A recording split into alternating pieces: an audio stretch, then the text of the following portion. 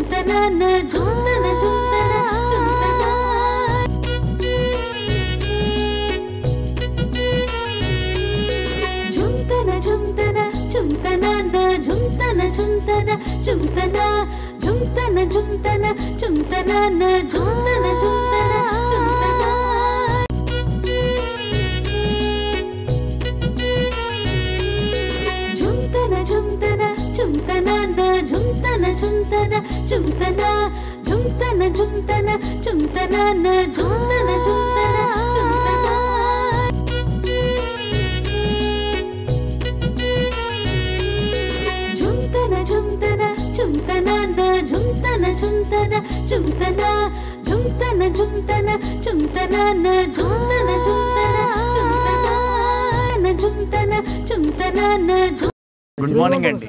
ఇది పొద్దున్నే మీరు చూసినట్లయితే ఇది గుడిసె అన్నట్టు.